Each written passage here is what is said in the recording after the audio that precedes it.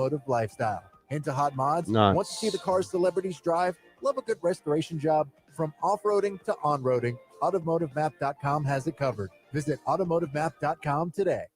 The Jake Asman Show. The report yesterday from John Granado, who works for us right down the hall here, that fight with J.J. Watt and Bill O'Brien basically lost Bill O'Brien in the locker room. And it got me thinking to a very, very famous quote by former President Lyndon Johnson. He famously said, quote, "If I've lost Cronkite, I've lost middle America," referring to the Vietnam War when Walter Cronkite, of course, the great newscaster, came out against the war in Vietnam. So the quote was, "If I've lost Cronkite, I've lost middle America." Well, with the Texans, it's, "If I've lost J.J. Watt, I've lost the locker room." And basically that's what happened. So they can spin it however they want to spin it. We still believe in our team, and we wanted to make the change now. They made the change because it got so volatile in that locker room they had no choice, period. The Jake Asman Show, weekday mornings from 9 to 11 Eastern. Wake up call. Monday Night Football was the best. How much did we look forward to it? When I was a kid, it was on at 9 o'clock. I had to be in bed by 9. It was on at 6. That day of the week was always a really early dinner for us. I'm going to go home early because football starts.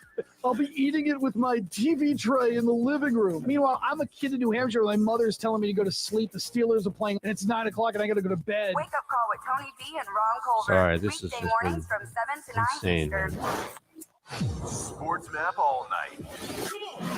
I absolutely loved the decision by Matt Nagy. I thought it was a winning move. Come on, it sends you the mother. clear message as to what your team and what your football culture is going to be about. It's going to be about winning, and it's going to be about competition. Facts are facts, man. Mitch Trubisky was not playing well enough to deserve being the starting quarterback of the Chicago Bears at the point in time when the move was made. And also, look at the numbers. They aren't eye-poppingly great from Nick Foles either. But there was a palpable difference in the tempo of the game, the speed of the offense, the flow for the Chicago Bears, honestly, on both sides of the football. Once Nick Foles took over as quarterback midway through the third quarter, it was clear that they needed to do something. And Matt Nagy took a huge step yesterday, making a franchise-altering decision that also happened to be the one that helped you win the game on the football field. Sports Map all night with Bill Schmidt. Weeknights at 10 Eastern.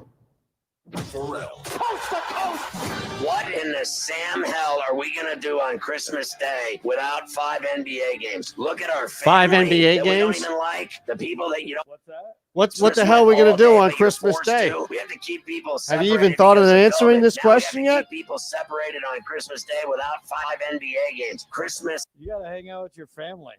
Coast with Well, John I mean, he Brown. does. I don't think. You got to stare at your family all day. Does he give off the impression that's something he enjoys?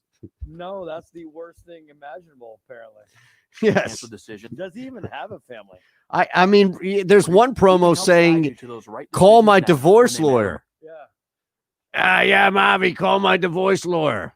Love it, man. Like Jose, who works the show, tells me, he's like, he just refers to his wife as 32C. Is that right? Yeah, the entire show, he just refers to as 32C. It's amazing, man. Equal housing lender. Jose's telling me, he's like, it's a terrible show. Is it really? Yeah. He said it's not entertaining at all.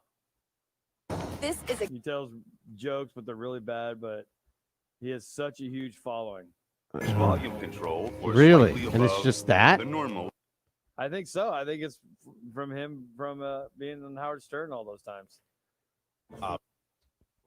Do some smart. Or it's a particular humor that people like. I don't know. Sports Map Radio Network, a show where we go beyond the box score. presented by Rocket Mortgage. Home loans that fit your life. Rocket can. Live from the O'Reilly Auto Parts Studios, here's Eitan Shander. I don't know if anybody laid a bet down earlier in the week, but I remember getting these odds from the great Jimmy Shapiro. Global Market had the next head coach fired. Now, this came out this past Wednesday. Adam Gase right there at the top of the list, as expected. The New York Jets are a dumpster fire, and that's putting it nicely. That's just in case Jake Asman is still in studio and has yet to fully take off his headphones before walking out. I'll put it nicely, in as nice a possible term as I can. That team is wretchedly awful and a horrific Full group. disclosure, Jake has left. Good. He is much harder on them than you are right now. Well, yeah, of course, because that's his team. Although at this point, what did you really expect? I expected Philadelphia to compete for the division. And here's what's crazy, and I'll tell you about this in a couple of minutes. That NFC East is wide open. It's now even open for Washington or New York, as crazy as that sounds, to make a run. We are witnessing some of the worst football in the history of the league. And I thought that was just down in Atlanta. Dan Quinn was plus 250 on Wednesday to be the next head coach fired in the NFL. Adam Gase, the only guy under 100 that you would have to lay points on. Quinn plus 250. Well, guess who hit? Guess who came in and hit? Dan Quinn and the Falcons general manager, Thomas Dimitroff, are gone. And I don't know what took so long. It's crazy, but the lack of vision with these football teams is just so upsetting if you are a fan of either Houston or Atlanta. You were set back, and in Houston's case, way more than just 4 weeks of unnecessary football behind Bill O'Brien. You had your best player outside of the quarterback shipped out. At least down there, Dan Quinn didn't make any reckless move of trading Julio Jones. What a mess the Atlanta Falcons are. At least the Texans got a win. Lot to talk about next. Jay Farner here, CEO of Rocket Mortgage. Making the right financial. Okay. If every team loses 2 games and the Giants win 2, they're in first. Yeah, it's ridiculous, man. And Andy Dalton is mortgage not. Rates are near historic Sorry, lows. but So now he's is not a going to great do time it. to call 83. Although he might, just because the team has talent around him. Well, here's my situation, or here's my thought process.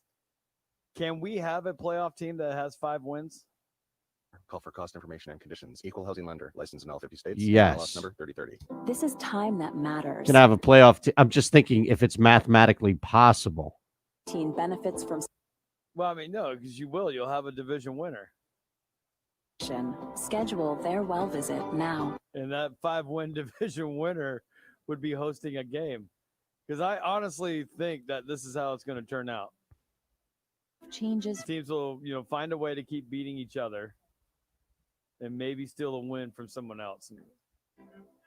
Tried Eucrisa for mild to moderate eczema? It works at and below the skin surface and can be used on almost everybody, like on the dimples of a diva. Yeah, roll your boat. Yeah, roll your boat. Or the shoulders of a chef. Look, Mom, I made jelly beans on toast. Steroid-free Eucrisa works at and below the skin surface. It blocks PDE4 enzymes, which is believed to reduce inflammation, even on the wrist of a rebel. What did you do to your hair? What? The specific way Eucrisa works is not well defined. Prescription Eucrisa for mild to moderate eczema is for topical use only in ages 3 months and up. Do not use if you are allergic to Eucrisa, crisaborole ointment 2%, or its ingredients. Allergic reactions, including hives, itching, swelling, and redness, may occur at or near the application site. I mean, mathematically, you would need, like, if every. How would that even work? Moms and dads, check out Eucrisa.com and ask your doctor about Eucrisa. Can I sing one more song? Election Day is November 3rd. If you plan to vote by mail, plan ahead at USPS.com/votinginfo.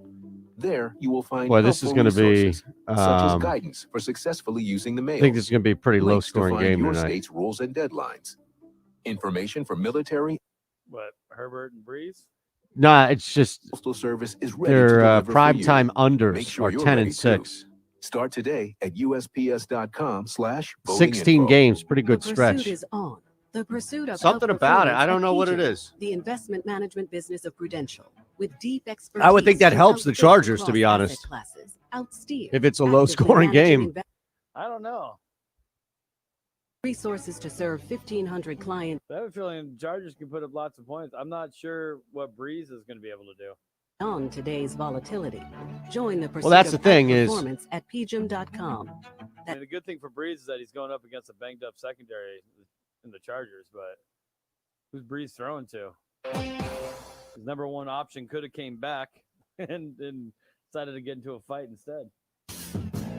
What happened there? I missed. I wasn't even. I didn't do anything today because I was working on. It was Michael Thomas Got into a fight. got into a fight, so he's healthy enough to play tomorrow, but he's suspended Who by the team. Who did he fight? Get into a fight with? Scratching Some guy I've never heard of. on the SportsMap Radio Network. Presented by Rocket Mortgage. From the O'Reilly Auto Parts Studios, here's Eitan Shander. Okay, so clearly we've got a bunch of things to talk about, including, of course, the battle of the Keystone State, Dak Prescott's ankle injury, the Chiefs suffering a big loss, although it probably won't be reflected as such. You have a really interesting development right now with just the standings in the National Football League. We know that we have one game tonight, one game tomorrow. That's going to round out week 5 right now in the National Football League. And not much has truly changed. Green Bay has the week off, and they didn't really lose any ground. Tampa saw Carolina now up 3-2 on their standings. Both teams with a shot at first place right now, and the Saints trying to do the same. That's how bad things were in Atlanta, where pending a Saints victory tonight, and I don't necessarily know how easy that's going to be, you had every team but Atlanta above 500. Suddenly the NFC South becomes what we thought the NFC West would be. And Seattle, very impressive. They get that victory. They don't cover, but they get that victory last night. And, you know, you have to credit Minnesota for playing really well for the majority of that game. And then towards the end, what would be, you would think, the Vikings taking advantage of blanking the Seahawks in the first half and kind of rolling through. Seattle came back and found a way to win that game. And that was really impressive. All 27 of their points came in the second half. Defense, which has been rough. And you look at it, what do you mean? They gave up 26 points. Yeah, but that was consistently spread throughout. Credit that Seahawks defense for not exploding on one quarter. In fact, it was Minnesota who just malfunctioned, self-destructed. Seattle right now is as legit as it gets across the board. They are so focused, and we'll see what the Bills can do. Steelers get a really big win, and we should be talking about the Steelers right now like we'll talk about any other undefeated team. If you want to slander a team that's playing well, it would be the Chicago Bears, just because you know that's not sustainable. San Francisco 49ers done. I mean, look at all these different things we have. My goodness. Normally, I would just sit here and complain and just really moan about my team going down and losing a football game. But at 1-3-1, this is what is truly fascinating for me. That Dak Prescott's ankle injury, probably the biggest story across the board here. Now, we'll look at Monday Night Football. John McMullen will join us in the second hour. But before we even do anything, just look at the ripple effect that came Dak Prescott's injury.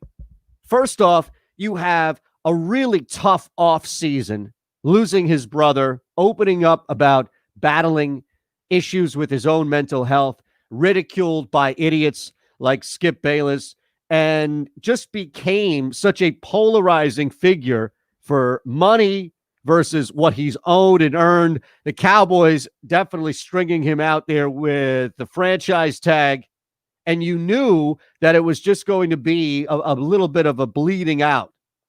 Come on, you got to play better. Everything he did wasn't going to be enough. Now with the ankle injury, there is a built-in excuse. Dak could very well be a free agent at the end of this year if, in fact, the Cowboys look at that recovery, brutal ankle injury, and say it's just not worth it. It's not worth signing this guy long-term. And a lot of these other quarterbacks already got paid. Carson Wentz already got paid. Other guys got that money before any big injury. Even Carson Wentz, who was knocked out that MVP year, which he would have wanted if he stayed healthy, and they won the Super Bowl in 2017. Last year in the playoffs, it happened even in the year in between that. Still, you pay a guy because his time is up. it's really ridiculous that the Cowboys didn't pay him, but they do have money tied up in Ezekiel Elliott and Amari Cooper, and they tried to maneuver around their own cap, and Dak clearly wasn't having it.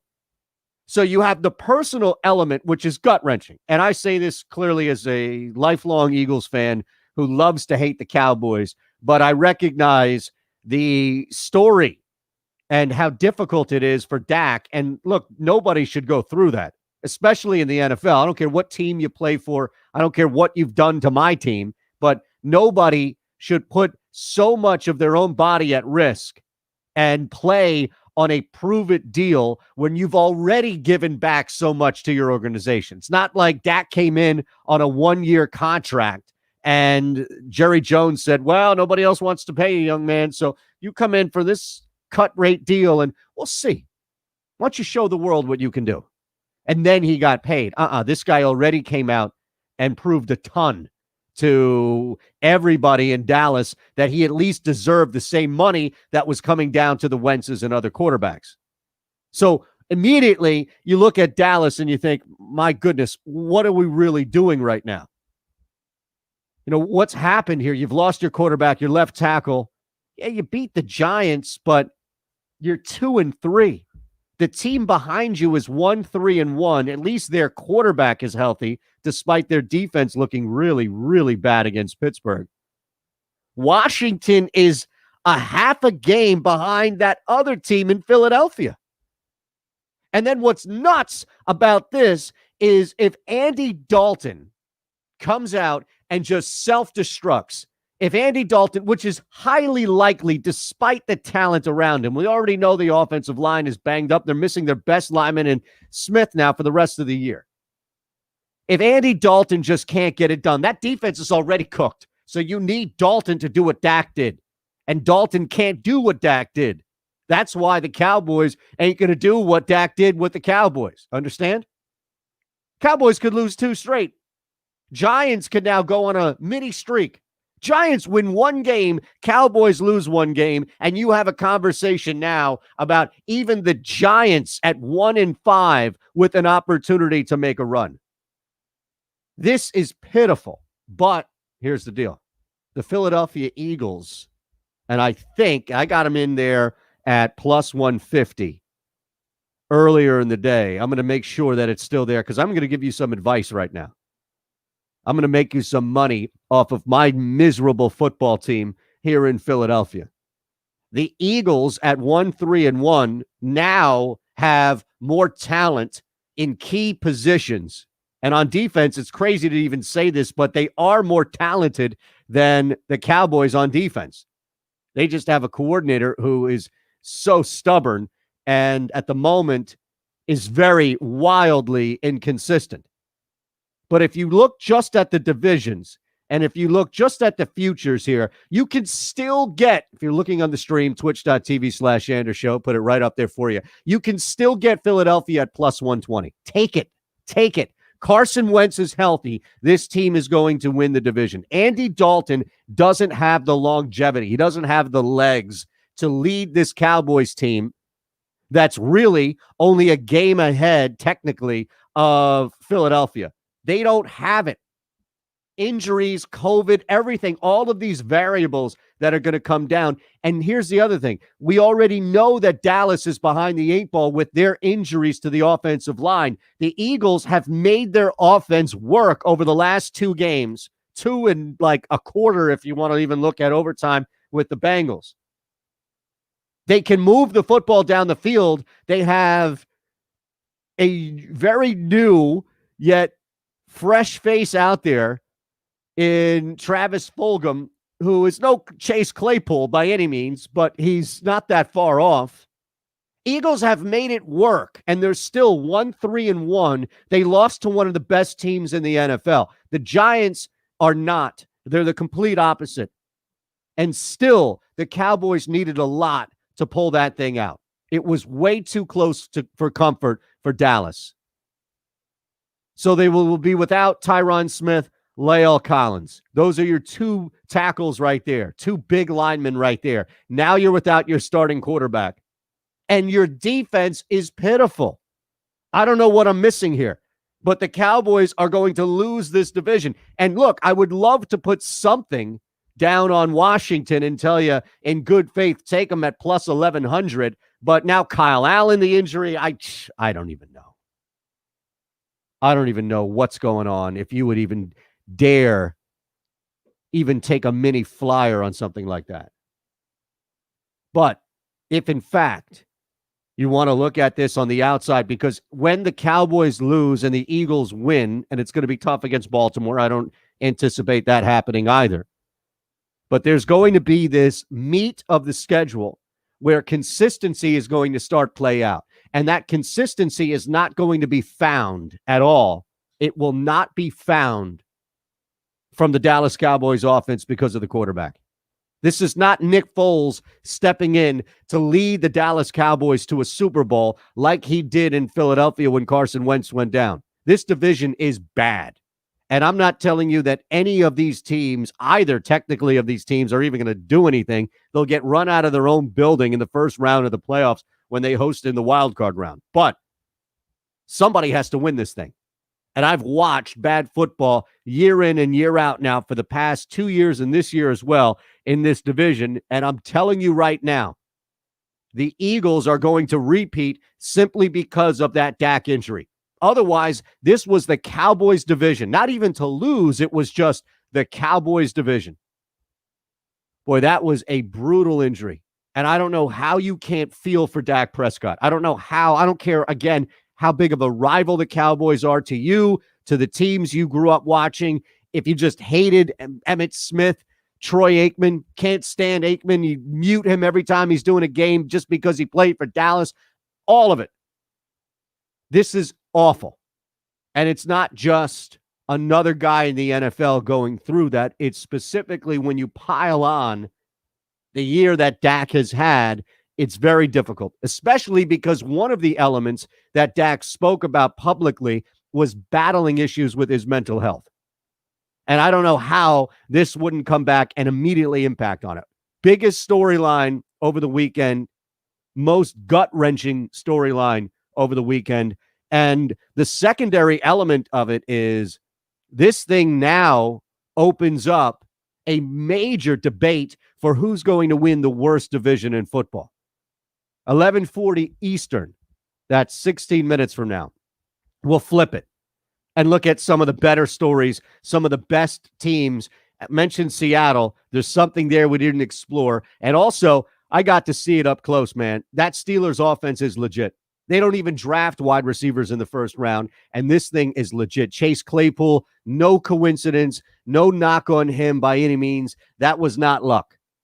And something about Roethlisberger as well that we have to explore. Two non-football things we'll try and squeeze in next. Hall of Famer has passed away in baseball, and one of the more bizarre quotes you'll ever hear from LeBron James. We'll do that next on the Second Level Sports Map Radio. Wake up call. I have that quote if you want from James. He's on the Cardinals hosting Thank you. the Washington Redskins. I was going to. You Oh, read come my on, Dwayne mind, sir. Haskins, Nope. Kyle Murray, Nope. come on. No, you were wrong there. Why? The Washington football team. Did I say Redskins? You did. I should find myself $1 every time I do it this season. That's $1 in the old So I'm R going to jar. put that in the R jar at the house, and One at the sec, end of one the sec, season, I'll see how much I have. Probably would pay for your fantasy football league. You're fees. probably right, because I'm not going to win this year. Because my number one pick, Michael Thomas, has an ankle injury that's probably going to plague him all year. Probably. Remember when we talked about Kevin Durant in basketball? We were like, when is he coming back from that? It's going to be like that. Michael Thomas is just going to be out every game, but every week you're going to be like, he could come back. He's looking better. And then Sunday, he's not playing. It'll be like that for 9 straight weeks. All right, so $1 is in the R jar because I mentioned Redskins. Wake up call with Tony V and Ron Culver. Weekday mornings from 7 to 9 Eastern. Imagine learning about radio and being mentored by true radio professionals in real radio stations. Well, actually, you don't have to imagine, because there's Radio Connection. Radio Connection gives you the opportunity to learn one-on-one and be mentored by radio pros. Plus, you don't have to worry about getting into a crazy amount of debt with school tuition either. Radio Connection keeps their tuition at much lower costs. To find out more info, visit radioconnection.com. The Second Level. I'm out on Jake. Like, I'm totally out on Jake. He's a great kid, great young man. I wish him the best, but I'm no longer going to be online. I'll be listening to the show before my show and everything, but he's no longer welcome on this program. Is that enough? Like, is that enough of a statement there? I'm sorry. I told you I am incredibly petty. I cannot be happy for this young man, and I should be. All he is a bright-eyed individual who's thrilled and happy and doesn't take 1 second of airtime for granted. He's great at what he does. He'll work 8 days a week. He's got an incredible ethic, and he's also talented. But I can't be happy for him because he's verified, and he won't tell me what he did to get verified. I can't deal with it. Muted. I'm done. The Second Level with Eitan Shander, weekdays from 11 a.m. to 1 p.m. Eastern. Headed to Texas to watch your team play, but don't know where to go for that pregame drink? Visit CultureMap.com for all of the hottest spots in Houston, Austin, Dallas, Fort Worth, and San Antonio. From the most popular bars to those favorite dine-in gems, Culture Map has it all. Then before you leave town, why not visit some of the best places to shop or see some of the sights? Culture Map has extensive coverage on all the things to do in the city you're in. So check out CultureMap.com. That's CultureMap.com.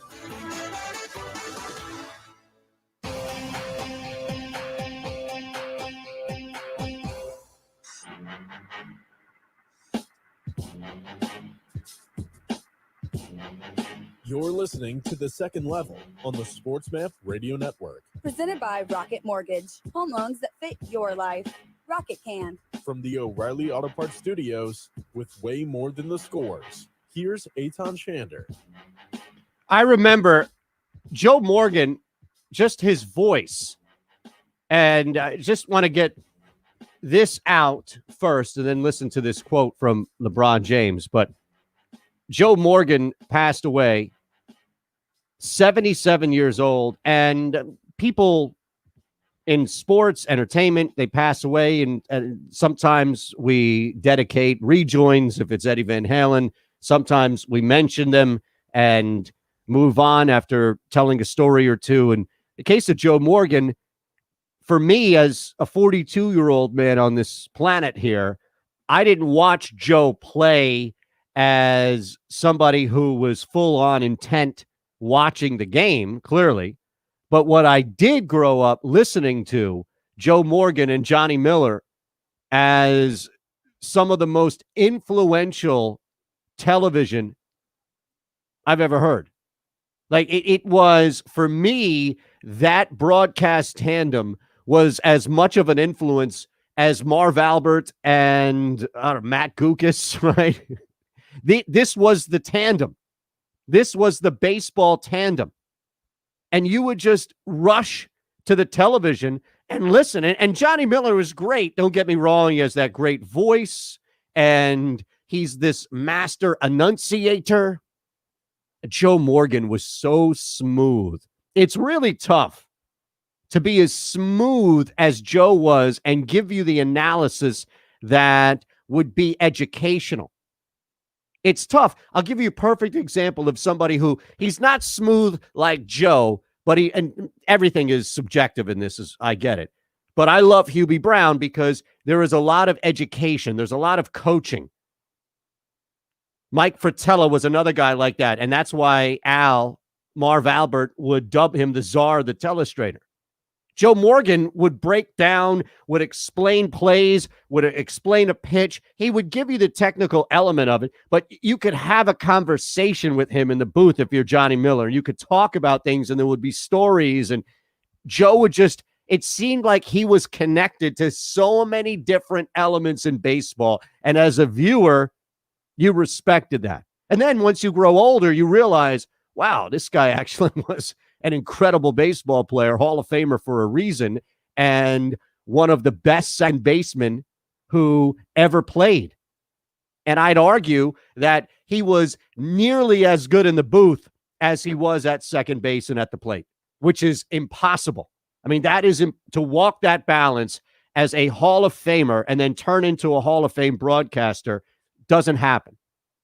So Joe Morgan, 77 years old, passes on. And for a lot of people, younger than me, I'm sure, will be remembered for not only once you grow older and realize how impactful he was on the actual game, but the way in which he called the game and presented the game was legendary. Now, as far as legendary is concerned, and what a great way to phase off that and segue into LeBron James. I'm just going to let you hear this cut courtesy of Ron Culver here. Thank you, sir, for pulling this. This is LeBron tell ESPN, I guess, talking to ESPN following the finals victory last night. In case you missed it, it's a Monday. We should be talking all NFL, but hey, the NBA finals ended and a lot of people haven't been watching. So this is one of the things you might have missed. LeBron on respect. Means a lot. Oh, wait. Hold on a second. I'm curious. Should we put like RESPECT? Should we play that underneath this cut? I feel like we should probably add some sort of production element. Yet at the same time, I feel bad asking you to do something. Why do you feel bad asking me? Well, now you have to go pull the damn clip and. Well, I got to see if we have it. Yeah, because there's a situation where, yeah, no problem at all, be quick and painless, versus now you have to go work. We're gonna be here for a quick minute, but we do have it. Look at this.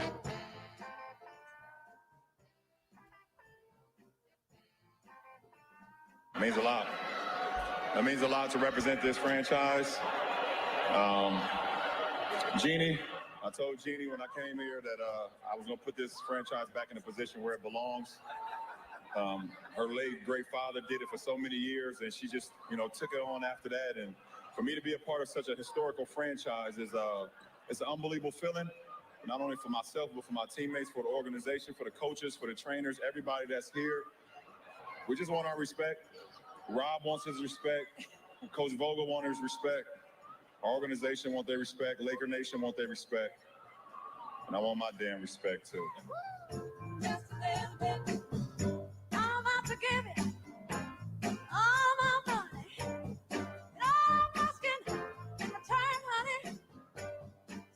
What is he talking about? This is the 17th championship. LeBron, hold on a second. You know exactly how crazy. He has bought in to the Skip Bayless, Stephen A. Smith crap. That's the only thing I can think of. He has completely bought into it. What's wrong with him? It's the only thing He's way too smart for this. Is that he's bought into the whole Skip Bayless thing? Yes. I have no idea. I mean, let's look. I love LeBron, and this makes no sense to me. I look at it this way. I'm not going to say he's the number one player of all time. I'm not going to say Jordan's the number one player of all time. Wilt? No. All I know is this, right? Yes. That players like Wilt Chamberlain, players like Kareem Abdul-Jabbar aren't even in the conversation anymore.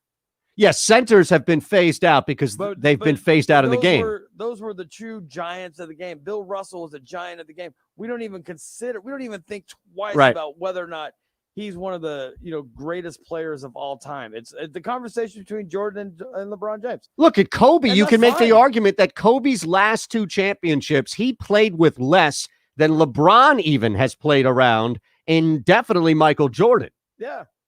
So and Kobe, maybe we put Kobe at 3, possibly 4. But here's the thing: the only lack of respect that LeBron James is getting comes from morons who are on the television in the morning arguing back and forth whether or not LeBron is better than MJ. And I guarantee you that had the biggest impact for when I missed a game or missed a half or went to the NFL or went to something else was the LeBron. Like, I have LeBron James versus MJ fatigue, and I think other people do, and it trickled down to their viewing habits. Honestly, now you can make the social comments all you want. Separate that from actual basketball people who have been watching that thought, just hits a little different. All right, Frank Vogel, you want to give him his respect? Go ahead, give him his respect.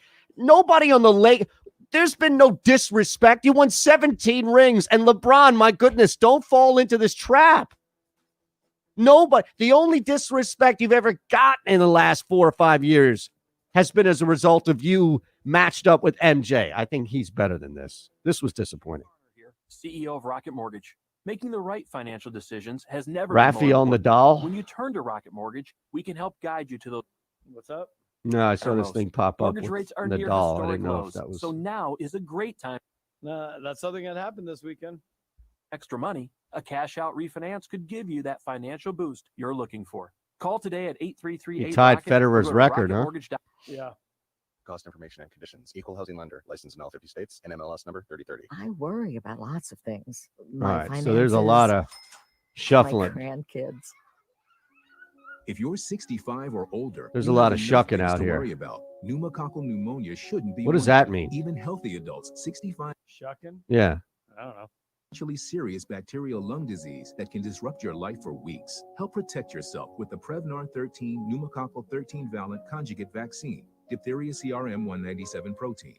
Prevnar 13 is approved for adults to help prevent infections from 13 strains of the bacteria that cause pneumococcal pneumonia. Prevnar 13 does not protect against all strains of the disease. Don't get Prevnar 13 if you have had a severe allergic reaction to the vaccine or its ingredients. Adults with a weakened immune system may have a lower response to the vaccine. The most commonly reported side effect was pain at the injection site. For additional common side effects and full prescribing information, please call 1-866-694-9300 or visit Prevnar13.com. Ask your doctor or pharmacist about Prevnar 13. What are real people saying about Skechers Arch Fit footwear? Joe from Hilton Head says, I need arch support, and these shoes have it. Joe, Skechers Arch Fit don't just have arch support, they have podiatrist certified arch support that was developed with over 20 years of data. Next, Pete from New York writes, great for walking. I stand a lot of work, and the Arch Fit keeps me comfortable. My feet don't feel tired at the end of the day. Okay, Pete gets it. He's walking, working, just living in Skechers Arch Fit. These shoes are great for virtually everybody. Find podiatrist certified Skechers Arch Fit at a Skechers store, Skechers.com, or wherever stylish footwear is sold.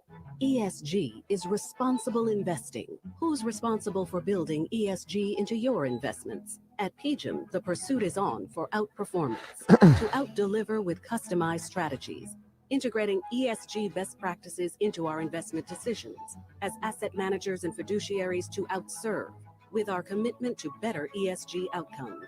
Join the pursuit of outperformance at PGIM, the investment management business of Prudential. Learn more at pgim.com. What's hot for business this week at Staples? Small prices, big savings. Get ready to go big this holiday season with everything your business needs at amazing prices. From shipping supplies and services to custom signs and PPE supplies. And right now at Staples, save up to 30% on all shipping supplies with 12-pack mailers as low as $7. Shop in-store or pick up curbside. Save big for your business this week at Staples. Ends 12/26 while supplies last. In-store only. Curbside available in most stores.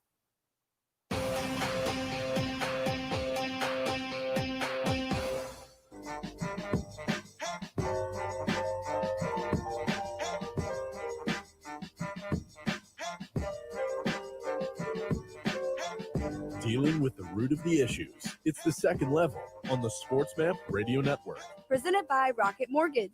Live from the O'Reilly Auto Parts Studios. Here's Eitan Shander. All right, let's just look as we head into tonight. A reminder, we do not have that Patriots-Broncos game. Bill Belichick essentially shut that down. And for anybody on the other end of that, Denver, let's say, who's complaining that you practiced all week and now you have a bye week as a result of that, you are not going to get paid. If this game was, I hope everybody playing in the NFL realizes this.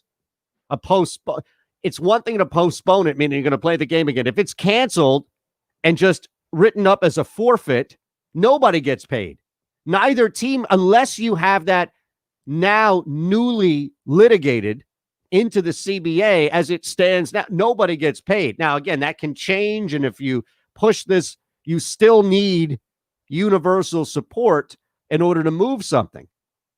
So already, I think you have to understand, from at least my standpoint, that you're better off sucking it up. I know Ben tried to complain about this before they came in and outlasted the Eagles on Sunday.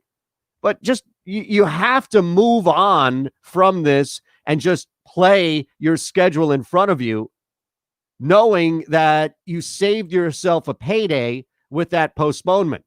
That's it. There's really no other way to twist this thing. Broncos, Patriots. Originally moved to 5 o'clock Eastern tonight. I was excited because for the first time in the history of the NFL, we would have daytime football during the week. Sit down at 5 o'clock. That's not even dinner for most people on the East Coast. Now, that's going to be moved to Sunday, October 18th. That's a week from this past Sunday. So the Broncos-Dolphins game that was set for next week, this coming Sunday, is now moved to week 11. So we move on. The Chiefs and Bills game scheduled for this Thursday has been moved to Monday, October 5th at 5 p.m. Eastern time. So we had to wait. October 15th. I'm sorry, not 5th. But that doesn't make any sense. October 15th is a Thursday. So that's wrong. The Chiefs-Bills game is moved to a week from tonight, which would be the 19th. So we do technically have that daytime football on a Monday. We just had to wait a week, which is okay. As long as we get it, and just to experience it, means 8:15 start back in New Orleans, so things are back to somewhat being normal for Monday night. Now, no Thursday night game this week, but we do have that Chiefs-Bills game, 5 o'clock Eastern, a week from tonight, followed by that 8:15 start, Cardinals-Cowboys. Arizona's a 3-point favorite right now coming in. I imagine they get bet up some, at least towards that hook. You might want to jump in now. So that's essentially where we stand with that game and the ripple-down effect. But there needs to be more accommodation since the Chiefs-Bills was taken from this Thursday to Monday night. That's the Jets-Dolphins game. That, scheduled for Week 10, has been moved up to this Sunday, while the Jets-Chargers game, set for Sunday, will be moved back to Week 11. Follow? Now, this is like a Rubik's Cube, but it's not you or me trying to figure this thing out. That's one thing that I don't think gets discussed enough when it comes to all of this shuffling around for the schedule. The people that are doing this are the same people that create the schedule every offseason.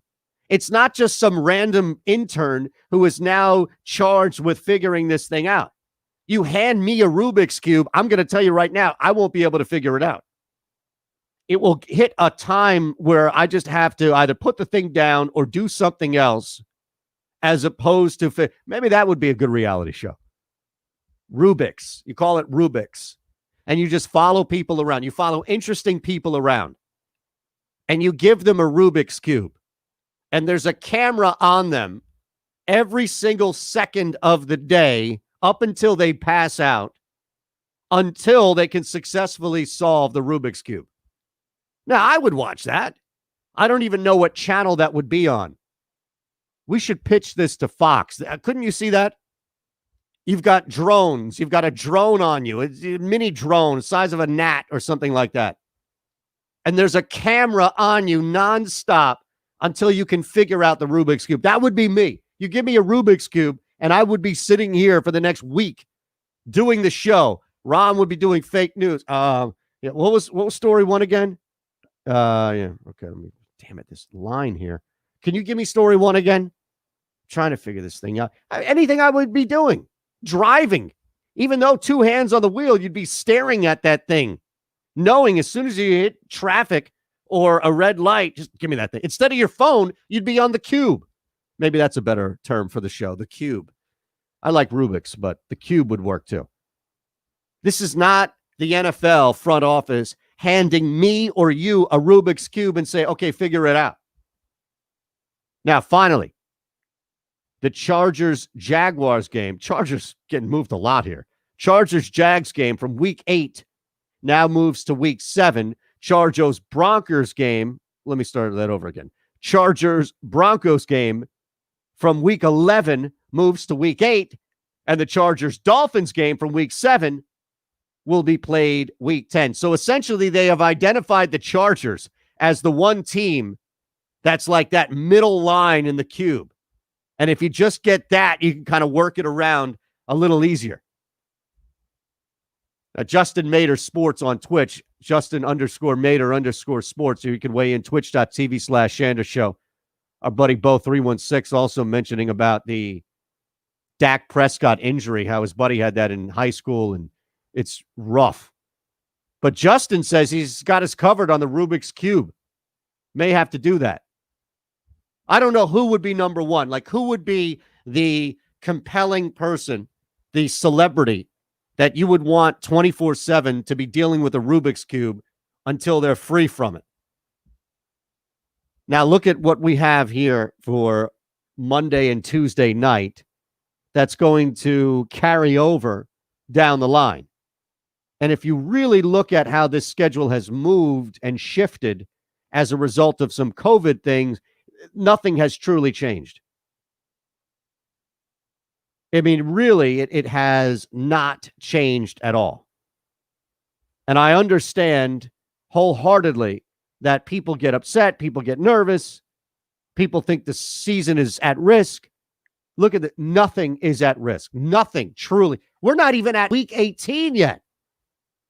We're not even at a point right now where, following another postponement, we're at the NFL needs another week of football from the end of the regular season to the wild card. We're not there yet. I don't know if we will be there at this point. I don't technically think the NFL is going to be in a position where they're going to have to do. Now, maybe by week 15, 16, if you're still getting postponements, that's one thing. Okay. But it would take that short period of time that you have to work with at this point in order to get there. Right now, we're not close to it. We're just not. The NFL has found a way. They truly have found a way. Couple of storylines from yesterday. Seahawks win Sunday Night Football by a point. They hold on barely to a now 1-4 Vikings team that is clearly playing better than their record. And that doesn't mean that they're going to do anything crazy. It doesn't mean that they're going to do anything special. It just means we have to start factoring that in to picks and bets and anything that surrounds Minnesota. Kirk Cousins was there. Costly pick, but he was there. Played well. On the flip side, it's just you're not going to do anything to stop one, if not both, of these wide receivers. And this was not a good day. Think about this. 3 touchdowns you had to pick, but it wasn't even a good day for Russell Wilson.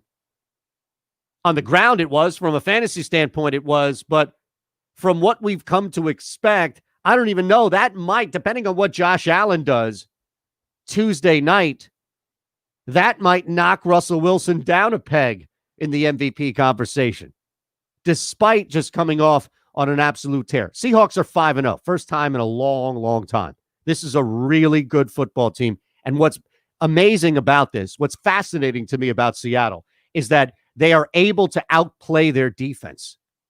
Their defense that will put them in a hole. Their defense that will give up a big play. Their defense that will not turn the ball over outside of Kirk Cousins coming to town. Not enough, nearly. It's a liability. It's not Dallas Cowboys level liability, but the cornerbacks, you can throw on these guys. Safeties are actually really good. It's just you can throw on Seattle. But at 5-0, this is the gold standard right now in the National Football League. It is. Chiefs lost the ability to claim that right now, today on a Monday. Doesn't mean that they're out of the picture. Doesn't mean that Patrick Mahomes can't come win an MVP or another Super Bowl. It just means today, right now, King of the Hill. And I don't mean Hank Hill. I mean the old game, King of the Hill. You're on the mountain until somebody knocks you off. King of the Hill, Seattle Seahawks. Now, 2 teams that won't be taken seriously that should be taken seriously. And I love this because we can do this every Monday. We can do King of the Hill, and we can identify 2 teams that continue to play well, that continue to do things, special things that nobody will talk enough about. And I can tell you right now, the Pittsburgh Steelers at 4-0, right there at the top. Eagles got good productivity out of that offense. I know you don't know Travis Fulgham. There are still people in Philadelphia that don't know who the hell Travis Fulgham is. But Fulgham, Ward, Sanders, Wentz, They didn't even need Zach Ertz. He disappeared. One of the top tight ends coming into the season, at least, disappeared. And the Eagles were still able to score because they have, when they can protect the quarterback, which they did for the most part, they can move the football down the field. It's not Dak Prescott with 3 amazing receivers around him and one of the best running backs around him. It's a makeshift offense with a really good running back that's able to score. Now, their defense is horrific. They gave up 38. First time. This is what I loved about that game. Coming into it, the Steelers had the longest stretch in the NFL of not scoring 30-plus points. And, of course, they break it on this Eagles team. It had to be an NFC East team. But that's not beating up on a bad football team. Eagles may not be a good team, but that's a legit win. And the Steelers right now are a legit undefeated. One more game, one more week. We'll see. They haven't made up that 5th game yet like Seattle, but the Steelers deserve all of the praise and accolades you can throw at them. That offense is legit. Ben Roethlisberger looks like a different quarterback. Speaking of which, I don't know, Ron, did you watch any of that game? The Steelers-Eagles game. I don't even know if... Okay. Did you? I don't know if you caught the pregame, but he had an interview with Terry Bradshaw. No, I didn't catch any of the pre. I watched what Red Zone would show me. Okay. Something about Ben Roethlisberger looks different this year. Did he have some, and I'm not saying this as any type of criticism or being critical or negative. He had some work done. Does he not look like it? I have no, well, I don't know. Look, I've had people in my family have had work done. Like, that's fine. All the work done you can afford and get with. That's not a negative, but doesn't he just look different? I haven't seen him recently, so I'm not a good choice on this one. Oh, yeah, you got to get a good one, man. You got to get a good one in there because I don't know. You got to get a good glimpse at it because I don't necessarily think that's the case, but we'll see. All right. Our impulse picks. How do we do? Ron came in at 8-0. We had a bunch of games that were moved, postponed, couldn't get to, including, of course, that New England game. We'll look at that as we wrap the hour next. Wake up call. Have you not seen that? Derek Carr, yeah. What's that? Ticked off at him. Yeah. Derek Carr last Sunday decided to call an audible. Trying to find a recent picture of him, but I can't really tell. No? Yeah, to pick other names besides my wife. Right? Maybe he lost some weight. And I'm not really. I don't know. Better if you just didn't mention her name. But what if Derek Carr goes, it was the ultimate compliment? I was calling a hot route and your wife is hot. Would you want Derek Carr, who's a good-looking man, be calling your wife out for being hot? And not only that, but in the same context of Tiger Woods. Okay, you called a hot route. What's Tiger Woods mean? True.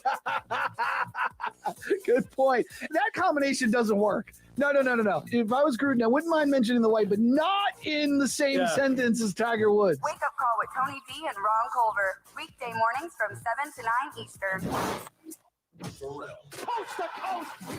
Stop with the Jeff Van Gundy for the 1,000th time getting every job that's open in the NBA for the last 15 years. The guy's got the cushiest job in television. If he comes back after what has it been, 20 years to coach, up, keel over. I mean, he's been offered every job in America. He's been offered the White House, and he turned that down too. Pharrell Coast to Coast with Scott Pharrell. Weekdays from 4 p.m. to 6 p.m. Eastern.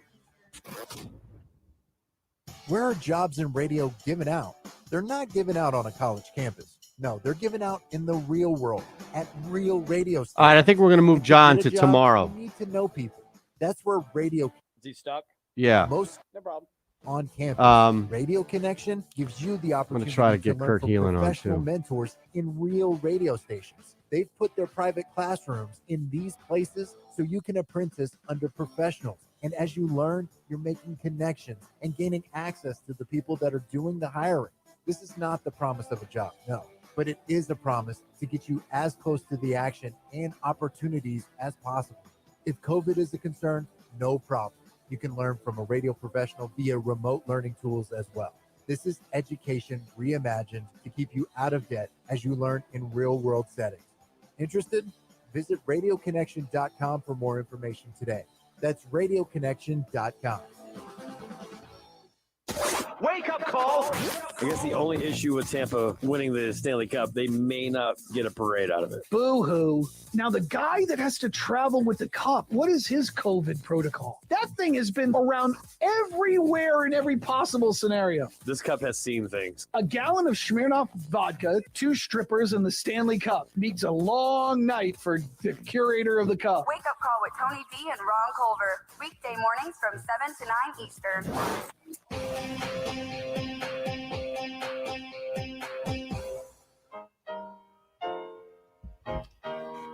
All right, got to get out my red pen here. Scratching beneath the surface. It's the second level on the SportsMap Radio Network. Presented by Rocket Mortgage. From the O'Reilly Auto Parts Studios, here's Eitan Shander. Well, Ron came in 8-0, meaning he won 8 more games than me in the 2 weeks that we've done our impulse picks. And if you're new to that, we just fly through it at the end of the show on Fridays. No analysis, just, yeah, I'll take them, I'll take this. Speaking of which, we started out with a bad one for me. You hit Carolina. So Carolina plus 2 hits. Neither of us hit Kansas City. We both hit Arizona. I lost on Philly. You hit Pittsburgh. I lost on Washington. You hit the Rams. I lost on Cincinnati. You hit Baltimore. We both hit on Houston. And I lost on San Francisco. You hit Miami. Both hit on the Browns. Both lost Dallas. Both lost Seattle -7. So that's 1, 2, 3, 4, 5. You have now increased your lead 13-0. I have yet to win a game on you in 3 weeks. You realize this, right? It happens. Look, I don't even know. At this point, maybe my fantasy team did better. I had a couple of sneak players in there. I was able to move some guys around. Look at this. It's a close game coming into tonight. And I have Joshua Kelly. I'm down 5 points to Team Inevitable. Who is that? I have no idea. That's Andrew. It's Andrew Carlson. I was on with Andrew yesterday. You didn't even bring that up. He has Diggs tonight. Oof. And you have Kelly. I have Josh Kelly. Not great. Yeah, but I think, isn't Kelly starting? No, he has Diggs Tuesday. Yes, Kelly is Or starting. Diggs Tuesday. Well, same thing. Man. Tonight, I had no choice. I don't know when the Bills are playing again or the Titans. You're going to get that game sometime this week. You know what's crazy is the Bucks and Cowboys were pretty much similar. Yeah. Thankfully, I started Greg Ward and Le'Veon Bell. Mike Davis got me 30 points. Look at that. And I had to suffer through Kirk Cousins last night as my quarterback. Oh, second hour. All right. I will be right back. Imagine learning about radio and being mentored by true radio professionals in real radio stations.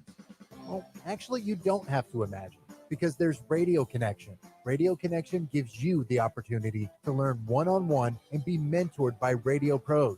Plus, you don't have to worry about getting into a crazy amount of debt with school tuition either. Radio Connection keeps their tuition at much lower costs. To find out more info, visit radioconnection.com. The Jake Asman Show. What's an easier costume, the Gardner Minshew or me always being Jake from State Farm every year? I would say Jake from State Farm. All you need is khaki pants, a red polo shirt, print out the State Farm logo, print out a name tag that says Jake, and you're ready to go. It is the go-to costume of mine because it's easy and people always laugh. And unlike other people that do it, my name is actually Jake. The Jake Asman Show. Weekday mornings from 9 to 11 Eastern. The Jake Asman Show. The Jets are just a disgraceful football team so far in 2020. And it starts with this head coach who might be the worst head coach in the NFL. Let's start with the asinine report that somehow firing Adam Gase would be bad for this team, be counterproductive. The Jets have been absolutely abysmal through their first 3 games. They're the only team in the NFL that has yet to hold a lead. They have been outscored by 57 points. The offense is the worst in the league. They've only scored 4 touchdowns. And this brilliant owner, Christopher Johnson, said that Adam Gase is a brilliant offensive mind. The offense is terrible. The defense can't tackle. They never touch a quarterback. I mean, my God. The Jake Osmond Show. Weekday mornings from 9 to 11 Eastern. Why should some teams be allowed to have fans and other teams can't have any? You talk about a disadvantage. I mean, it's that simple. Plus, who wants to go to a Dolphin game anyway? They suck. They're not going to play Tua. They're going to suck anyway, like they always do. So who wants to go to a Dolphin game? Joe Ranieri knows they suck too. I wouldn't bet on him if it hit me in the head. Pharrell Coast to Coast with Scott Pharrell. Weekdays from 4 p.m. to 6 p.m. Eastern. Pushing the odds with Matt Perrault.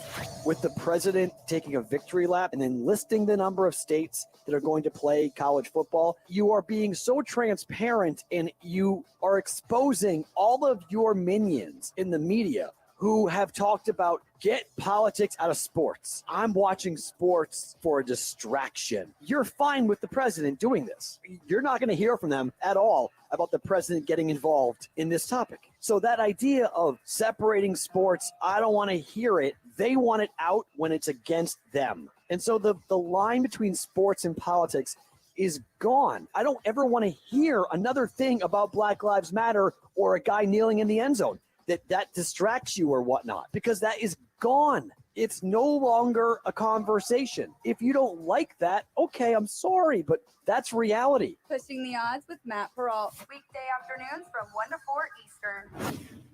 Are you thinking that it's time to start looking for a new car? Then go to automotivemap.com to see the latest auto news, find out about what's ahead for your favorite brands, and learn how much that new car will cost you. Automotivemap.com is your place to see reviews, check out the hottest exotic cars, read tales from the road, and get acquainted with the luxury automotive lifestyle. Into hot mods? Want to see the cars celebrities drive? Love a good restoration job? From off-roading to on-roading, automotivemap.com has it covered. Visit automotivemap.com today. Wake up call.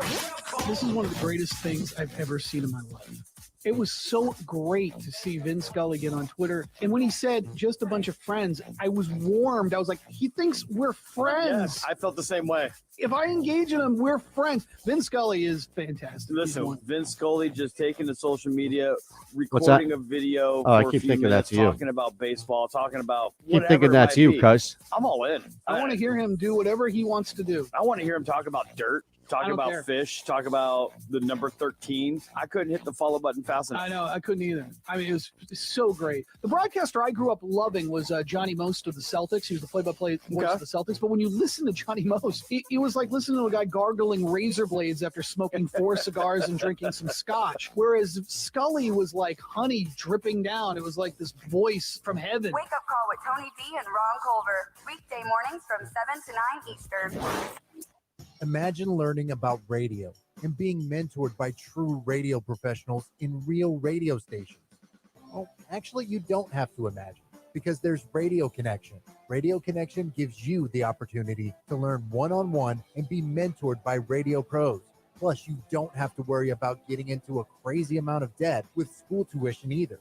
Radio Connection keeps their tuition at much lower costs. To find out more info, visit radioconnection.com. Jay Farner here, CEO of Rocket Mortgage. Making the right financial decisions has never been more important. When you turn to Rocket Mortgage, we can help guide you to those right decisions now when they matter most. Mortgage rates are near historic lows, so now is a great time to call 8338-ROCKET. And if you need some extra money, a cash-out refinance could give you that financial boost you're looking for. Call today at 8338-ROCKET or go to rocketmortgage.com to learn more. Call for cost information and conditions. Equal housing lender. Licensed in all 50 states. NMLS number 3030.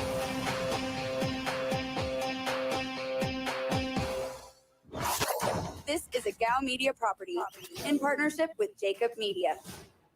Set your system's volume control for slightly above the normal listening level. Let's go.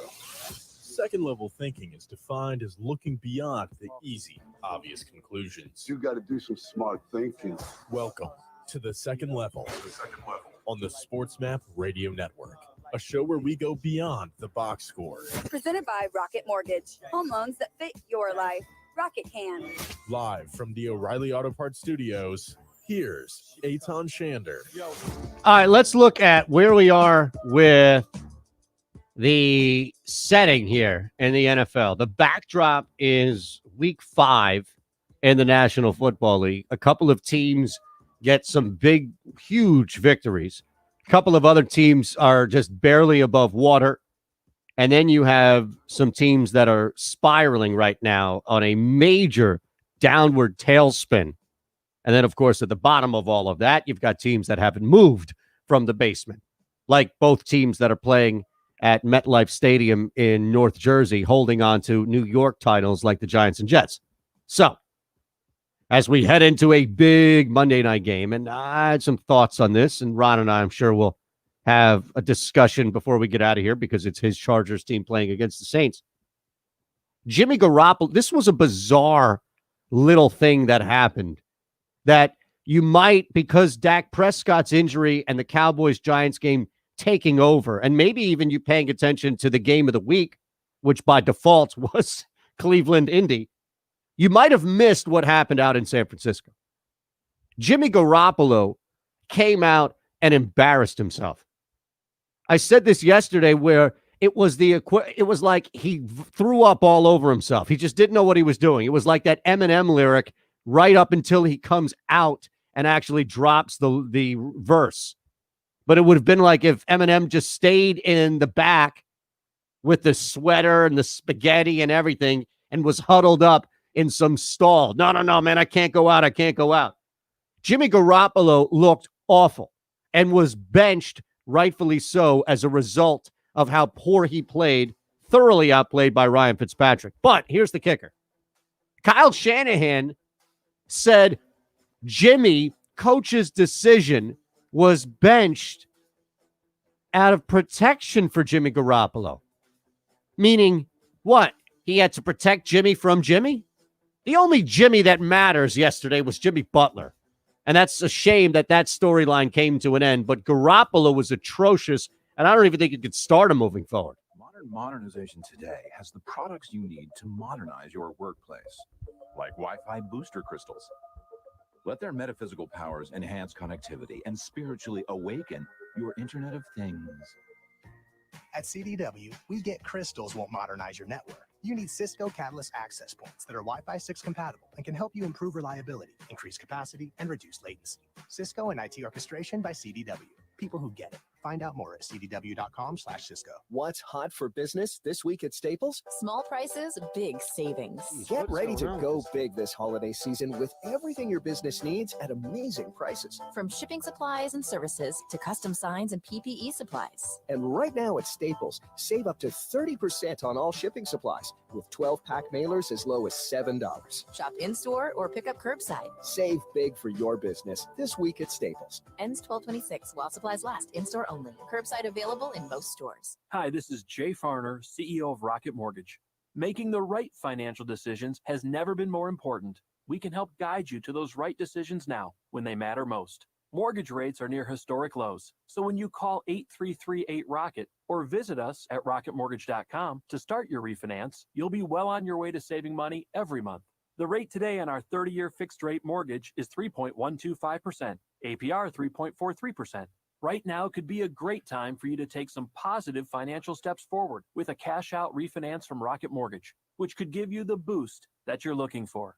In addition, we may be able to help you refinance with little or no out-of-pocket costs.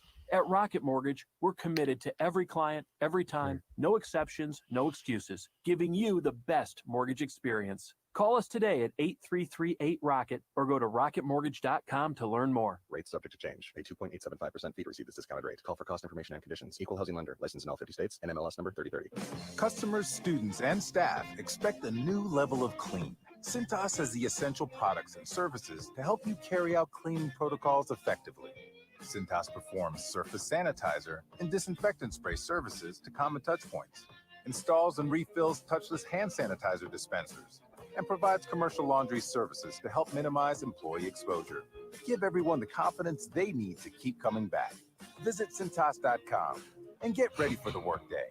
Hey. This is time that matters. A window of time to help protect the ones you love. Your preteen benefits What are from you doing? staying up to date with their well visits. This is your window of protection. Is he down here? Schedule their well visit now. Where? Brought to you by Merck. Every 2 minutes, a woman in the U.S. is diagnosed with breast cancer. And Just in turn that the moment in remote. Just time, use the her remote. life You can turn the changes TV off. forever. We're Just fighting turn the alongside TV patients off. because we know one moment can change That a long lifetime. remote. You see it? Yes? Me? Nothing. I'm about to go back on.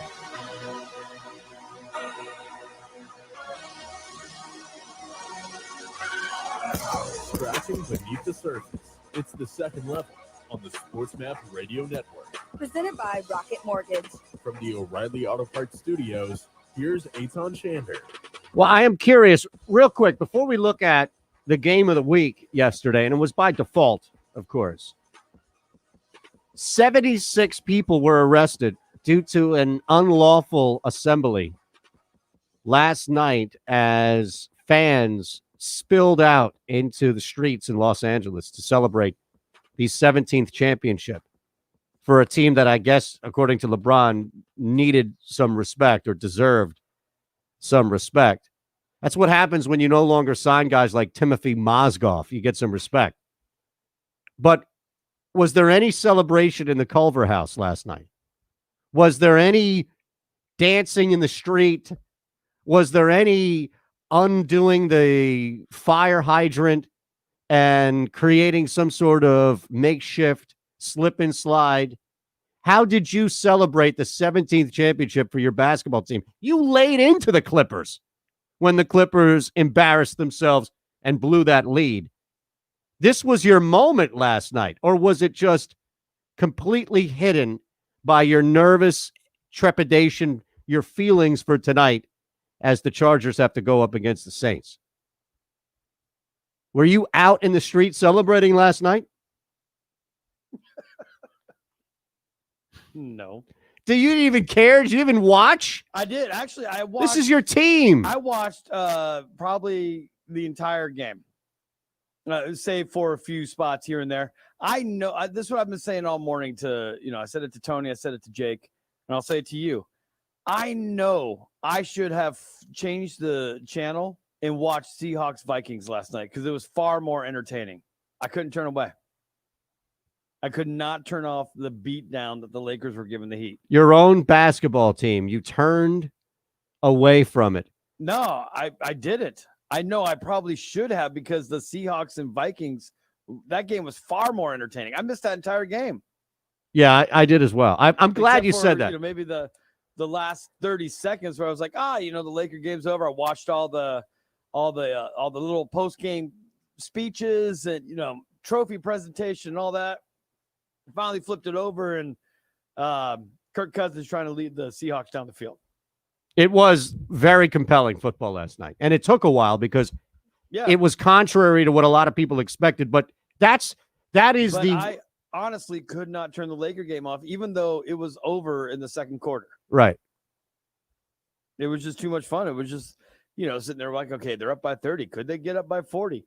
Look how, they were just, it was complete dominance. The Heat were completely gassed. They had nothing left in the tank. They had spent it all on Friday night. And then it just got to a point. It's like, well, I got to see the ending. I got to see, LeBron smile. I got to see Anthony Davis smile. I got to see the reactions once the clock goes zeros. Okay. But that's kind of cheating. You realize that, right? What do you mean that's cheating? How's that cheating? You didn't watch. You just came in at the end. A real Lakers fan would have sat through that mess. For the Lakers, I turned it on. It was right after we had dinner as a family. So I turned it on probably around the end of the first quarter, beginning of second quarter, and watched it from then on out. Okay. The first quarter of basketball. That's all you missed. I thought you were locked into Sunday Night Football the whole time. No. What I've been saying is I should have tuned into that. Oh, wait. I completely misunderstood you. You got it backwards. You were locked into the Lakers. I was locked into the Lakers. Why did I misunderstand that? Why did I hear the other way of it? because I think you wanted to throw me under the bus. I did. You're right. I had a preconceived notion of who you were as a fan. I watched the entire Laker game. Well, that's impressive. Save for the first quarter. But what I'm saying is I should have turned it over to Sunday Night Football because it was far more entertaining. Yes, absolutely. And that's the thing is there is just no competing. I mean, it's the number one most watched show in the country every single year on network television, of course. Yeah. By a mile. And this is the problem that we talked about this sometime last week, but it was truly manifested last night. If you really want to break down on some third or fourth level, and we don't do that, at least I don't try to because I know I'm not smart enough for that, but the real respect LeBron and everybody else talking about that last night would be watch us.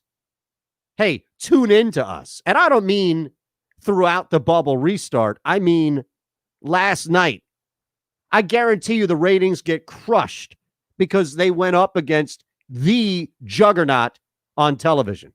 There is no bigger machine than Sunday Night Football. It just hammers you. Whatever's going on Sunday, award shows, all this other stuff, it hammers you. And the Lakers, man, like it's unfortunate because LeBron is right then, even though I don't think he was talking about that specifically, but you were definitely, I think, in the minority, but you had to be in that group. Yeah. Because that's your team. Yeah. I mean, like I said, but for Sunday Night Football, I turned in when Kirk Cousins on that final drive that Kirk Cousins was trying to attempt. That was my first moment of watching Sunday Night Football. And then I had no idea. I mean, I saw the alerts on my phone. Twitter was going off a little bit. But I was following more Laker timelines to see what people were saying about that. So I wasn't really into the Seahawks Vikings until afterwards. I realized that was the game I should have been watching. Well, that's crazy that you have remorse because you watched your team win. Well, I'm just saying, as far as entertainment value, nothing would stop it. Watching the Lakers win a championship. But if you take it just as sport. Just as comparing the two games, there was one highly more entertaining than the other. Yeah, and that's the other thing, too, is think about this, a closeout scenario in the NBA Finals last night in which the number one player in the game right now, the number one name maybe in sports, especially since Brady lost some luster leaving New England, is playing for the most popular basketball team of all time. Now, granted, you add factors into that, and I think the biggest is it's the bubble. It's far removed from any home crowds. There's some elements to that, but this is not going to be a long-term thing. The bubble is clearly not going to be a long-term thing, although they may have to start up in some sort of like tri or quad different cities with bubbles. Sometime way after Christmas. Exactly. Can't have Christmas Day with 5 games, then what are we doing, right? I mean, if you can't get 12 hours of an excuse to stay away from your family to watch 5 basketball games, then what are we doing? I would say, though, last night is the perfect representation of the gap that's the NFL. And I don't need ratings. I don't need Nielsen. I don't need any of that. The fact of the matter is you just can't go up. Like, you have to start scheduling against other things and not the NFL. And it's a shame, but like, there's no other sport that would have had a better shot. I guess that's the big takeaway for me, is that there's no other sport right now. The Yankees in the World Series closing out with Aaron Judge at the plate. Whatever the team would be in the NHL right now, I don't even know what you would consider the Caps, the Penguins, not the best, but the most popular. Montreal, only because they carry that audience in the entire country. I don't know. But it's not going to happen in baseball. It's not going to happen in the NHL. It didn't happen in the NBA. Think about that. What other comparison, what other analogy would you draw in which you had a sport showcasing its best player on the most popular team? Mind you, going up against another team that wasn't devoid of any stories. Jimmy Butler was the darling of the NBA Finals, and rightfully so. But on the flip side, you had Seattle and Minnesota. And that wasn't even about Minnesota. That's just about Seattle. Seattle now, especially because Russell Wilson has always been a compelling figure. Polarizing at times, but compelling more so than not. And not for always being, this comedian or anything. We played the unlimited stuff. He's awkward, but he's compelling. And his game has changed and adapted as he's become more and more intelligent as a quarterback. He came in really smart, and that's what's scary for everybody else, is that he's growing right now. And as the smartest quarterback in the NFL, he's getting more and more intelligent with that position, which is just dangerous. But that's the draw for me. Going into every Seahawks game, they have now become one of the top draws. Seahawks, Packers. Think of a team that you don't root for, that you will be locked in no matter what when they're playing, so long as they're not going up against your own team in the same time slot. Kansas City's like that too, where it's just stop and watch. And Seattle now is must-watch television, and they were on Sunday night. And, I don't blame anybody at all for watching a regular season football game week 5 over the closeout. Now, some of it might simply be you've got fatigue, you've got bubble fatigue, you've got LeBron versus MJ fatigue. And it's come down, it's trickled down on LeBron himself, which is a little unfair, but at the same time, all of the people who have been talking about this stuff are insane. Just they can't get enough of it. They consume themselves with it. And it's rough because it's dominating every single conversation. Saw this come up as far as the remaining schedules for both the Eagles and Cowboys. The NFC East is most likely going to have a 6 or 7 game winner. I don't think we talked about this on the stream in the break. No, I said 5 earlier. That's what I was going to say. You said 5. I don't think that's mathematically possible. You never know, though. I mean, 6 or 7 is probably more legit. Think about this. The Eagles are going to win the division at either 6-9-1 or 7-8-1. I have no doubt. Andy Dalton is not going to do this. The Giants and Washington football team are out, so it's really just Philly or Dallas, as it was even before Dak got hurt, but crazy. Meanwhile, the flip side of that is we'll probably see at least one team win their division with 13, if not 14 wins. Chiefs could actually still go 14-2. So that discrepancy is insane. All right, 12:40. John McMullen's going to move to tomorrow. At 12:40, the game of the week. And there is a big, huge snowball effect of what happened yesterday and this past weekend. We also have some news coming out on Florida Atlantic in college, and it's not good regarding COVID. A lot to get to. Fake news with Ron next here on the Second Level. Wow, looks like Willie Taggart, 18 players, 9 staff members tested positive for COVID last week. Splash with their head coach to help smooth over how bad it was. That's insane. Overall. The Sixers are kind of like straddling this line of still a young team like New Orleans is, but they're also old enough to kind of be set in some ways like the Rockets are. So Doc comes in, and I don't know if the expectation is he's going to be the young growing star whisperer, but that must have been a moment in which he was able to convince people, give me more power than just being a head coach. I can't imagine Doc Rivers is coming into this situation with zero control or like 50-50 control over a move like, hey, let's trade Tobias Harris tomorrow, or we should have moved on from Al Horford yesterday. Stuff like this. Like, I can't imagine. The Second Level with Eitan Shander, weekdays from 11 a.m. to 1 p.m. Eastern. Wake up call. If you're a Patriot fan and you're celebrating Brady's failure, I just don't get it. He gave you success as an NFL fan you don't really deserve. You don't deserve 20 years of excellence. He gave you 2 decades of a dynasty. That's better than anything the NFL has ever produced. In 20 years of going to the Super Bowls, and let this guy enjoy semi-retirement down in Florida. Because that's what you do in New England, right? You go down to Florida to retire. Wake up call with Tony B and Ron Culver, weekday mornings from 7 to 9 Eastern. Pushing the odds with Matt All right. Peralt. The Red Sox and the Yankees rivalry is gone.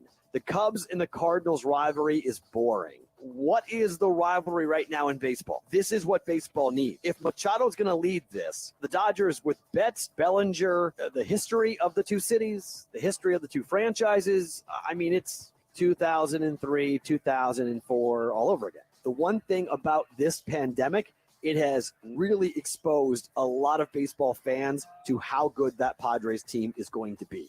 They need some pieces in the future that the hope is that, hey, things will go well and that they'll get pitching, they'll stay healthy, and the Padres will be a team to be reckoned with for many, many years to come. And look, sign me up. Sign me up for 3 or 4 years of Dodgers-Padres wars. I'm all in, all in on that potential. I very much hope that we see it. Pushing the odds with Matt Peralt. Weekday afternoons from 1 to 4 Eastern. The Jake Asman Show. Many times in my life, I've had to share a hotel room with somebody else. My plan of selecting which bed depends on proximity to the air conditioning vent and proximity to the most outlets. You know, I have a lot of things that need to be charged. I need to plug in my fan. I need to charge my phone. I have an Apple Watch. I have a Mophie phone charger case. I need outlets galore, and a lot of it depends on where the bed is located in the hotel room. The Jake Asman Show. Weekday mornings from 9 to 11 Eastern.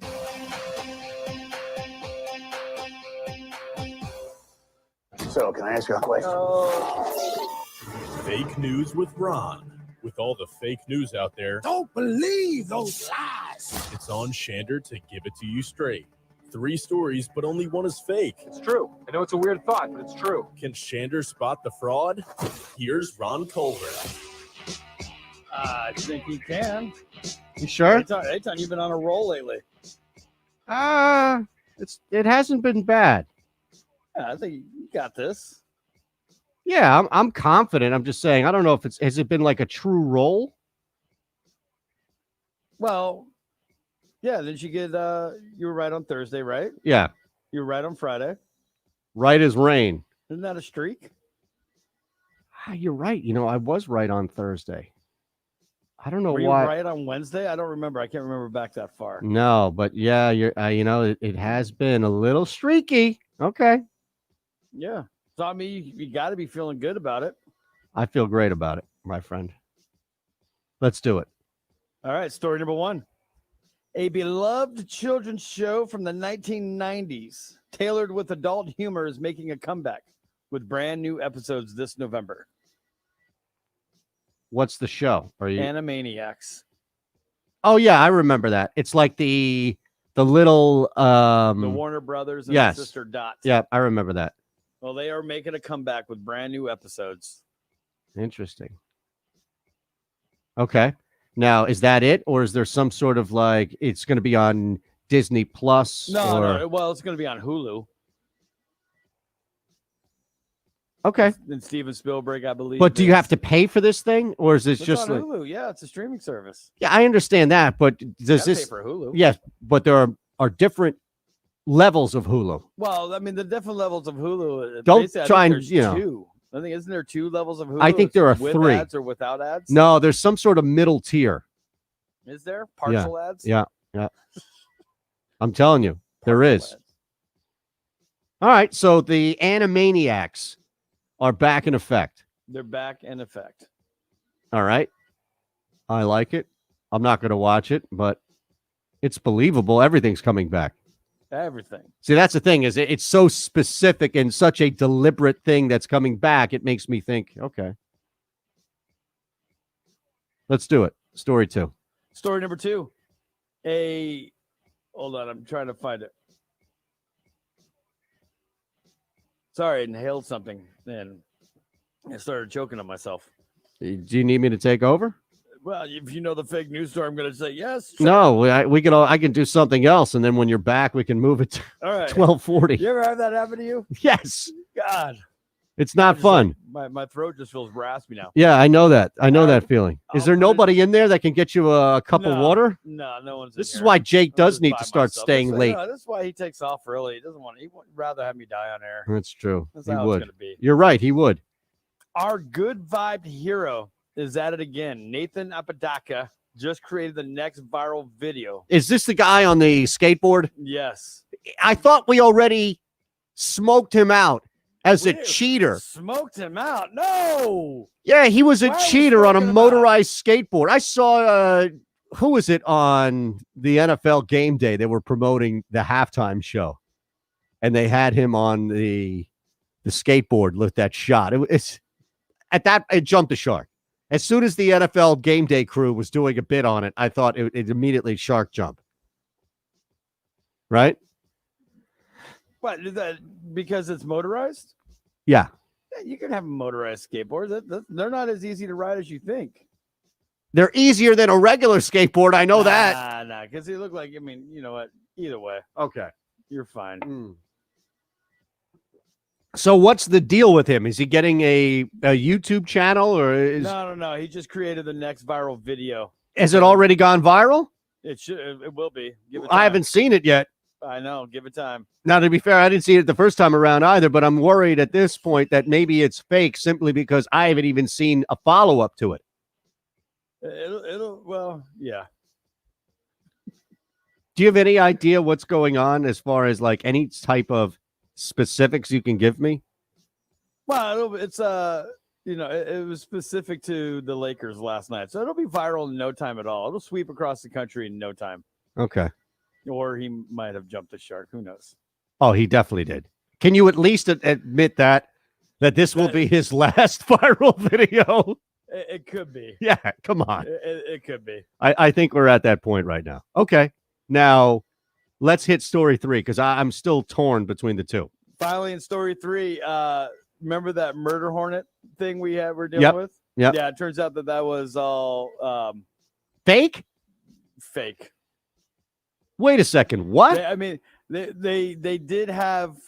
They did. Some of those hornets did come over, but they're not as lethal as they thought they were, and there weren't as many as they thought they were up in Washington. I'm sorry to burst the bubble on 2020, but it's nice though when we overreact to something. In a couple of months, we're able to look back and say, thankfully it wasn't that big of a deal, but we probably should have still overreacted to it. right. Right? I don't know if we should have overreacted to that. That was the next big thing. Like, what can 2020 do next? Murder hornets. Yeah, that is true. Okay, well, now we have the overblown storyline of the murder hornets. Story 2 with our buddy who's creating a new viral video. And story 1, which is the return of the Animaniacs. Now, normally, what's helped me in the past couple of outings here on Fake News is that I've seen at least one of the stories. So that's helped me narrow it down. I don't have kids, so I don't know if kids are even watching Animaniacs anymore. I imagine that if I did and they were, it would come across my radar. I just want that guy to be done. You had your 15 minutes. You got your crate of ocean spray. You used an electric skateboard. Let's just all move on. All right. I'm going to say story 2 is fake just because you knew it would light a fire under me and get me going. All right. So I'm going to say that. Well, story 2 is not fake. He did create another video, this time celebrating the Lakers championship, and it'll probably be watched by many, many people and recreated in Southern California. Not only on top of that, though, Eitan, not only did he receive a crate of ocean spray from Ocean Spray, But this is a fake story, right? no, it's a real story. The second part of it, though, I thought was fake. What's the second part? That he's come out with this new viral video. No, he has a new video. Ah, jeez. Yeah, then it'll probably catch on very quickly. I don't know. Now, here's the thing. Here's the little caveat. Maybe I don't know if it'll be viral all across the country, but it's definitely going to be viral with Laker fans across the country, which are pretty plentiful. Okay. But I brought him up too, just to bring up the fact that he also received a truck from Ocean Spray. Unbelievable. So he doesn't have to use that motorized skateboard that you hate so much. No, the fake story is Murder Hornets. Okay. Now, where did that come from? I just made it up. They just thought, you know what? It would be nice to fool Yeah. people. I might Look at be- what you did, though. You maybe I'm messed with testing people fate. out there. Maybe I'm testing fate of 2020, and murder hornets are going to come attack me. Man, that's somebody out there heard that and probably had a sigh of relief. 2020 isn't that bad. And then when they heard that that was the fake story, you sent them into some spiral, man. Yeah, no one got excited. No one believes me. But yes, the other one that is true is Animaniacs is coming back in November. Are your kids thrilled about this? They Is are. anybody you I know? am. I'm thrilled. I used to watch that cartoon all the time. Are you going to watch it all now on Hulu? Probably. Hey, it's better than that Cobra Kai show, I'm sure. No, Cobra Kai is pretty good. Farner here, CEO of Rocket We're going to need an update on Making the that. right financial You're decision. gonna need to watch it. Important. Yeah, I know, When I you know. Turn to Rocket Mortgage. Yeah, actually, you can get into it because they take the like the negative side of Karate Kid and turn that into the positive. 833. Like it's literally Johnny having never really grown up from or grown out of that, losing that fight.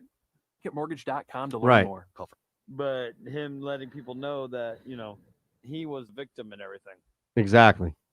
which is awesome. Well, he's got these commercials now. Is it Rocket Mortgage Does he? or Quicken Loans? Yeah, I'm surprised you haven't seen those. Well, I've seen Michael Kreese, the Jedi or the Jedi Master, the Karate Master. Who else? That's who we're talking about, isn't it? No, I was talking about Johnny Lawrence, the blonde guy.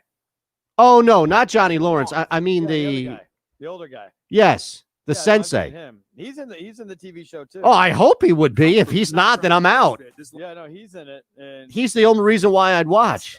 yeah, but the show is really centered around Johnny Lawrence and Ralph Macchio and Daniel LaRusso and their relationship and their kids and stuff like that. See all the styles of machine washable Hmm. large fit shoes now. It's I mean, it does. I mean, it's entertaining. You go in for like a little bit of nostalgia, and the storylines aren't too bad. TAS has the essential. But what I love is how like Johnny Lawrence makes Daniel LaRusso the antagonist. Is that right? Yeah, it's pretty much like from his side. Like Johnny Lawrence got screwed over. And One of the first things he says, like, you got me with an illegal kick to the face. visit Cintas. Or you won that tournament from an illegal kick to the face. May meet in an office or on a video chat. Your commute might now be measured in feet, not miles. How you do business may have changed, but Staples will always have everything you need, like ink and toner. I don't know. webcams, I and keep networking going back accessories. and forth Right on now, it. Earn 40% back in rewards when you buy any 2 ink or toner cartridges. Shop in-store, online, or pick up curbside. And save big at Staples. Well, there's only 2 episodes right now. That's it? I mean, not 2 episodes, 2 seasons. Okay. Third season starts in January. Got it. If you Okay. plan to vote by mail, plan ahead at usps.com/votinginfo.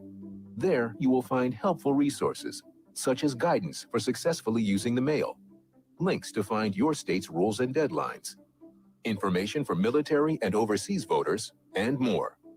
The U.S. Postal Service is ready to deliver for you. Make sure you're ready too. Start today at usps.com/votinginfo.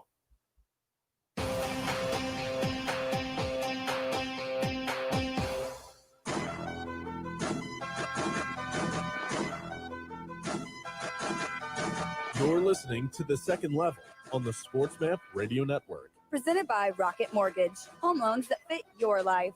Rocket can. From the O'Reilly Auto Parts Studios, with way more than the scores, here's Eitan Shander. Okay. The Cleveland Browns need to be discussed. Normally, we're disgusted with the Cleveland Browns, but they had a gigantic victory on Sunday.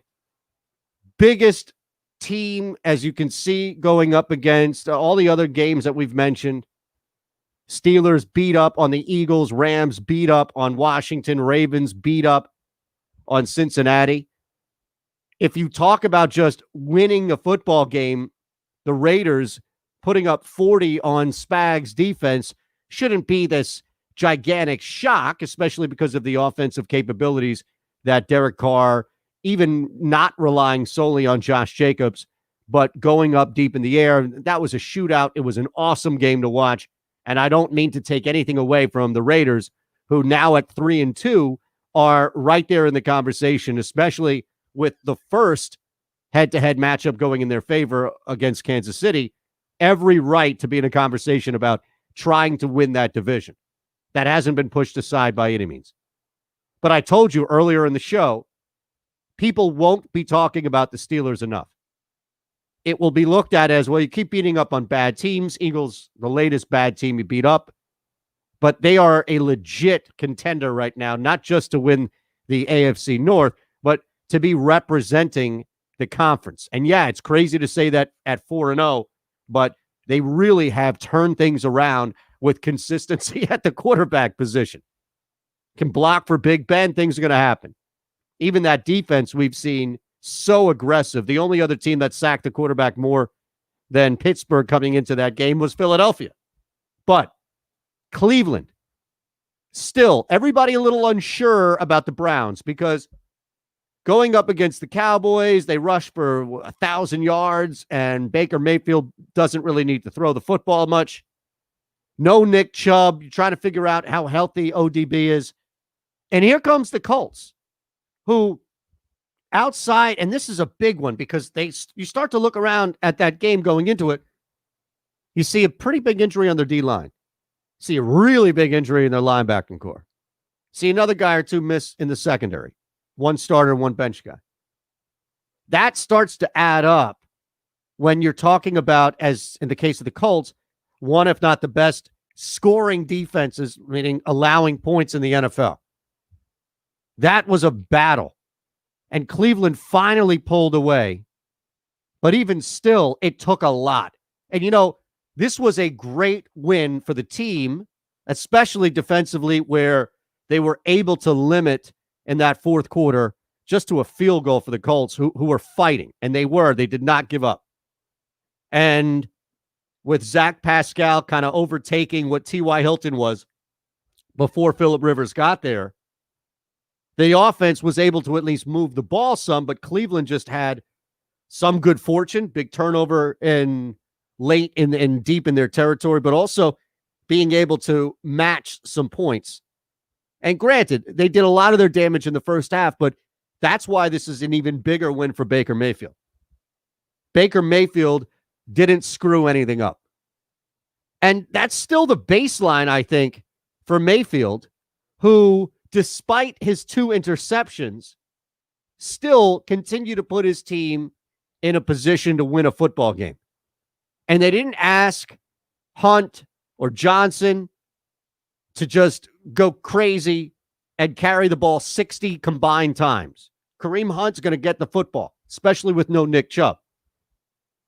But Baker Mayfield made some throws and was leading his team down the field.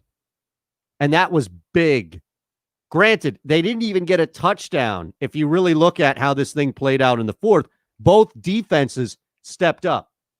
But it was Cleveland who got the most right there. And that was huge for this Browns team to now be at 4-1 and right there next to Baltimore and, of course, the undefeated Pittsburgh Steelers. But my goodness, when you look at the safety that kind of opened things up, and at that point, you've got a 9-point game. And what was the biggest stop, the biggest series, if you will, came on defense for Cleveland. And this is a huge sign for the Browns. We know that they have talent on offense. It's just predicated on, will Baker Mayfield be the reason why the Browns lose? He doesn't have to be the reason why. He wasn't the reason why the Browns won. Just because you're not the reason why your team loses doesn't automatically default you into being the reason why your team wins. But for Mayfield, that's really the ceiling right now of expectation. This game was won defensively. It's a 9-point game. And for about 10 or so minutes of game time, it just went back and forth, 29-20, 29-20. That safety, when you had that fourth quarter open, was huge. That settled out as a 2-point game, even with the touchdown and 2-point conversion. The problem for Indianapolis is they put together a 12-play drive that went 3/4 of the field, winding down. They finally got into field goal territory. They finally were able to push the Browns defense back enough. And Cleveland steps up, and they're only able to muster up the 3 points. And then from there, Cleveland has basically 3 minutes left to do whatever they want. And that ended with a Cody Parkey kick. It is kind of cool to see. And this is such a back-end storyline, trust me. It's not one that I think should dominate the headlines. Baker Mayfield playing well. Kareem Hunt taking over the role of being the feature back with no Nick Chubb. And that defense making play after play in the fourth quarter to take any type of momentum away from that Colts offense and keeping it as much of a distance as you can. They were socially distancing that Colts offense for the fourth quarter. But Cody Parkey, who, of course, went through the whole thing with the doink and the Bears and went through a tough time mentally, and a lot of people just don't even care about kickers when they're kicking well, let alone in general. So I recognize that he's probably not at the tip of people's tongue or on the forefront of their brain, but for a guy who came in, kicked 3 field goals, and is kicking well in Cleveland, you may see him in a pretty big moment. Could come down to something pretty big where Cleveland expects or asks at the very least and expects Cody Parkey to make a big kick. If that's the difference between hosting a wild card game or not, or taking over in Pittsburgh or not, then look at that. Watch that sucker play out because it's coming and there will be redemption in the air. One thing I love about Baker Mayfield playing well is that it takes me away from those awful commercials and I can just mute them and not watch it and feel better about watching Baker on the field. That's the difference. But the Cleveland Browns with a major victory and open up the convo. Start talking about Cleveland as a legit squad. It's there. News today as we open up the program with the Atlanta Falcons firing their head coach and general manager. Not the same guy. That was Bill O'Brien in Houston. I don't know what took them so long, but they have totally set their team back another year by keeping Dan Quinn around. And if you were fortunate enough on the global market or anywhere else you could find it, to take Dan Quinn at plus 250 earlier in the week before this weekend began, then you cashed out. It wasn't Adam Gase. I don't know now who the next head coach will be to go. Dan Quinn left. Adam Gase he was the only guy that you had to lay juice on at minus 175. And this was Wednesday, so it might have changed a little bit, but it didn't change to the point where coming in on Sunday morning, Dan Quinn was now minus 175 and Gase flipped back to 250. But we can cross Dan Quinn's name off the list. We already had Bill O'Brien out. And now I'm looking at this wondering who the next head coach to go would be. Adam Gase, it's almost like if he hasn't been fired yet, why all of a sudden? There were so many opportunities to do this after, of course, he had influence with the roster. And in fact, if he's convinced, if he's conned anybody there, hey, you get me a better quarterback and I can make this thing happen. Let's just lose. Let's draft Trevor Lawrence. Let's trade Sam Darnold and watch. It might buy him another year or two, which is crazy and insane. And I know somewhere Jake Asman is melting down thinking about that. But it's a very fair precedent that has been set by people who have conned their way to power by fooling people above them in the NFL organization that they work for. This would not be the first time in which Adam Gase scapegoats his problems on, let's say, Sam Darnold and the injuries around him and buys another year or two simply because they draft Trevor Lawrence. Again, what's keeping Detroit from truly firing Matthew Patricia? Why hasn't he been fired already? One win? Was that enough? Was that truly enough right now after you start 1-3 and it's another disappointing year? Are you only looking at the Vikings and thinking, well, at the very least, we're not Minnesota bad, so let's just keep Patricia around a little longer? Their defense is horrific. It's like Atlanta. What are you expecting to happen here? So Patricia was plus 400 last week. I imagine Gase will still be the odds-on favorite, but Patricia, I would think, is right there. And here's another thing, too. Jacksonville has already overachieved their expectations through 5 weeks. I can promise you they were hoping to go 0-5 like the Falcons, Giants, Jets, hoping to just stay winless in order to truly solidify their shot at a quarterback. Sorry, Gardner, but that's the goal there. I don't know if firing Doug Marrone actually hurts your case. He was at plus 700. Mike Zimmer's not going to get fired this year. Not in the season. That's not going to happen. Anthony Lynn is not going to get fired before Patricia or Gase. I don't think he gets fired at all this season. Vic Fangio, not. Look at the quarterback situation. And then you've got Matt Nagy, who, come on, the team is winning right now. And that's a throwaway at plus 2,000. All right, I have a number that I'm going to throw. We're going to do a special Monday Night Football edition of One for the Road coming up, because I have a number that I think our in-house resident Chargers fan, Ron Culver, is going to disagree with. We'll see. Coming up, One for the Road next on the second level. Wake up call. All right, I'm intrigued. A lot, and then Well, you she's already like, know. I told you This this. is the girl. This is the girl. And you're like, no, it isn't. This is going to fall apart. Like, I'm waiting for the day you call me to tell me you're done with her. That's Atlanta. Like, no Falcon fan goes, this is it. This is the one. They're like, nah, this is going to end up terrible. I don't care. What are we up? What are we up? 19, 16? It doesn't matter. It's going to end badly. The only difference is this is your buddy who's been engaged 3 times to 3 different women. Exactly. Gone registered at the store, right? Picked out a venue, talked to maybe getting a singer and a photographer, and then canceling the wedding. That's the Falcons. That's the Falcons. That's the Falcons. Getting right up to wedding time, and then, this isn't going to work out for us. I'm sorry. Yeah, sorry you paid money to come and rent a tux or show up to and bought us a gift, but we're not getting hitched. There's less That's standing the at the altar. That's right. That's the Falcons, you pathetic football team. Wake up call with Tony B and Ron Culver. Weekday mornings from 7 to 9 Eastern.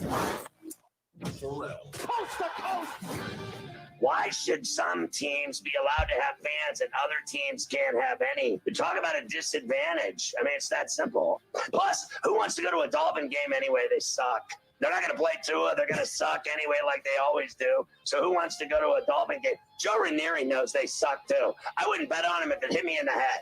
Pharrell Coast to Coast with Scott Pharrell. Weekdays from 4 p.m. to 6 p.m. Eastern. Let's go. Pushing the odds with Matt Perrault. So, Jose, I got a question for you. If somebody says, Matt, this is the first time I've ever seen you, because they're watching the live stream, you're not what I thought you looked like. Oh, boy. How do you take that? I would take it as an insult. Right? Yeah. Right? Because that means before they saw you, they thought you were hideous. I wrote back to the person like, so how am I supposed to take that exactly? You're not what I thought you would look like. And they're trying to cover it by saying, I figured you were older with that voice. What does that mean? All right. They thought I was older than I am. My goodness. You don't have an old man voice. I don't buy that. I'm 43 years old. Like, how old am I supposed to sound? Like, I don't sound like I'm a kid. Who has an old voice? Like Mr. Burns? Like, the line was, hey, Matt, first time I actually see what you look like. Wasn't my visual! Exclamation point. and then I wrote back, so how do I take that? And the person said, oh, it's all good. I figured you were a lot older with that voice. Pushing the odds with Matt Perrault. Weekday afternoons from 1 to 4 Eastern. I think Matt sounds younger. Thinking that it's time to start looking And for not new like a car? kid. I mean, Go like, to you know. automotivemap.com to see the latest. Matt's auto got to be news, my find age, out right? about what's ahead for your favorite brands and learn how much that new car will cost you. I think he's 43. Yeah, so he's a year older than me. Check out the hottest exotic cars, And he looks, retails from the road, and get acquainted. you know, with the he looks luxury like he'd automotive be lifestyle. Into hot low rods? 40s. Yeah. But he doesn't sound like he sound, he sounds, That's the point of it. It was that. he sounds like he's like low 30s, Yeah, which but is I a think good thing. You don't want to sound I like you're don't think 20, it's the way he sounds, I think it's what he talks about and how he talks. like he's an old man. Yeah. Ah. He's like old man thinking. He lives in Vegas, man. Dealing with the Like his approach to certain ideas, like, oh, those young whippersnappers. You're like, dude, you're 43. You're not that old. Lee Auto Parts Studios. Here's Eitan Shander. One for the road. It's a Monday Night Football edition. Chargers and Saints. Now, I see the total at 50.5. It might have been bet up, depending on where you are right now. But I saw this number come in, and my buddy here, Mark Drumheller at X_Drumheller, great follow for Fox Sports, the Gambler here in Philadelphia, station that I do local stuff. He's on a bunch of other things, including Philly Influencer. Primetime unders are 10-6 this year. That's a pretty big number and pretty big discrepancy to where I would say, okay, play. It's a Monday night game. It's going to be tight. We even saw that last night where it took a while for those two teams to get going, at least for Seattle to get going. So I said this earlier. I even think we were on the stream, twitch.tv/Shander Show, before we even started the program officially. And I mentioned that number to you, and you immediately poo-pooed it. You said, no, I don't buy it. I don't believe it. Chargers are going to outscore the Saints and might even cover, if not win this game. Is that accurate? Yeah. You like the Chargers to win? I like the Chargers in this game. All right, let's look at the total here first. 10-6, the under in prime time. And you still want to stray away from that and go over the 50.5. Right? Is that right? Are you there or? No, I'm thinking about it. Oh, 50.5. Meaning, yeah, if I figure, 24-21, that won't cut it, but one team gets to 30, another team gets to 20. I could see, yeah, you know what? So over 50 and just 50.5, right? Yeah, 50.5. But remember, we're talking about there are some key numbers, right, that you have to look at for totals when playing an over-under. Doesn't mean that it's always going to determine everything, but 51 is one of those key numbers for a total. It's not, 41, 43, 37, 44. 51 is there. So if you think like these are the results that the majority of the games will fall on. So if you think that it's going to, you basically have a little indication there. 51, is a popular number in which games end. So you already have underneath that. Or you can look at it the opposite and say, well, I only need 51 won't push. 51.5. I can get 51 as a key number to hit. In fact, I actually like it now that I see it at 50.5. 51, I would go under. You might even push at 51. I'm thinking 50.5. All right, let's do this. I'm thinking there's going to be some scores tonight. You like the Chargers. I like the Saints. Do you like the over or under? Because I'm going to go under. I'm liking the over. Oh, you would. You would. I'm liking the over. I think it's going to be more of a shootout than we're giving credit for. And we'll see tomorrow. If it's right, then we'll put that LeBron James level respect on your name. All right, buddy. So we got John tomorrow.